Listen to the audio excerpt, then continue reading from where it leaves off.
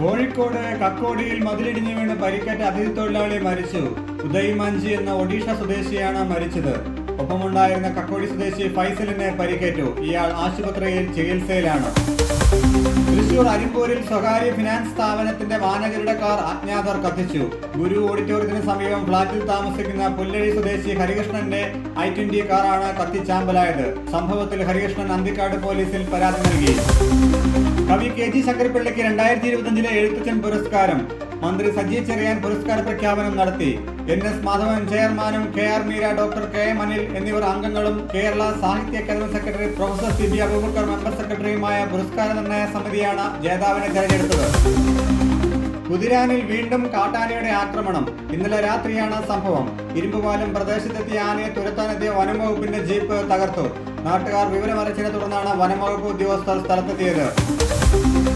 ആന്ധ്രാപ്രദേശിലെ ശ്രീകാകുളത്ത് വെങ്കടേശ്വര സ്വാമി ക്ഷേത്രത്തിൽ തിക്കിലും തിരക്കിലും പെട്ട 9 പേർ മരിച്ചു. നിരവധി പേർക്ക് പരിക്കേറ്റു. ക്ഷേത്രത്തിലെ ഏകാദശി ചടങ്ങുകൾക്കിടയിലാണ് അപകടമുണ്ടായത്. പ്രദേശത്ത് രക്ഷാപ്രവർത്തനം പുരോഗമിക്കുകയാണ്. ക്രിപ്റ്റോ കറൻസിയുടെ മറവിൽ നടന്ന ഹവാല ഇടപാടിൽ കേരളത്തിലേക്ക് എത്തിയത് 330 കോടി രൂപയുടെ കള്ളപ്പണമെന്ന് കണ്ടെത്തൽ. ഇന്തോനേഷ്യയിലേക്ക് പൂ കയറ്റുമതിയുടെ മറവിലാണ് ഹവാലപ്പണം എത്തിച്ചത്. കേസിൽ മലപ്പുറം സ്വദേശി മുഹമ്മദ് അലിയോട് ചോദ്യം ചെയ്യലിന് ഹാജരാകാൻ ഇൻകം ടാക്സ് നോട്ടീസ് നൽകി. കണ്ണൂർ പേരാവൂരിൽ ജാർഖണ്ഡ് സ്വദേശിനെ കൊലപ്പെടുത്തിയ കേസിൽ പ്രതി ജോഗീന്ദ്ര ഉറാവയ്ക്ക് ജീവപര്യന്തം തടവും പിഴയും വിധിച്ച് തലശ്ശേരി 1ാം അഡീഷണൽ ജില്ലാ സെഷൻസ് കോടതി. 2021 ജൂലൈ 15-നായിരുന്നു സംഭവം. 20-കാരിയെ മുഹമ്മദ് കുമാരിയെ ഒപ്പം താമസിച്ചിരുന്ന പ്രതി പീഡിപ്പിച്ച് കൊലപ്പെടുത്തുകയായിരുന്നു. പേരാവൂരിലെ ഒരു സ്വകാര്യ എസ്റ്റേറ്റിൽ ജോലിക്കാരനായിരുന്നു ഇയാൾ.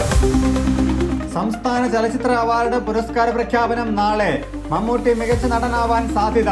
ഭ്രമയുഗത്തിലെ പ്രകടനത്തിന് മമ്മൂട്ടിയെ പരിഗണിക്കാനും സാധ്യത. അന്തിമ പട്ടികയിൽ ടൊവിനോ തോമസും ഇടം നേടിയതായി സൂചനയുണ്ട്. അജയന്റെ 2ാം മോഷണത്തിലെ പ്രകടനത്തിനാണ് ടൊവിനോയെ പരിഗണിക്കുന്നത്. അപൂർവ ഭൗമധാതുക്കൾ ഇറക്കുമതി ചെയ്യുന്നതിന് ചൈന ചില ഇന്ത്യൻ കമ്പനികൾക്ക് ലൈസൻസ് നൽകിയതായി റിപ്പോർട്ട്.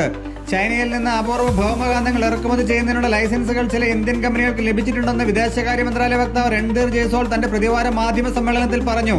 ഇരു രാജ്യങ്ങളും തമ്മിലുള്ള വ്യാപാര ബന്ധത്തെ ശക്തിപ്പെടുത്തുന്ന നീക്കമാണിത്.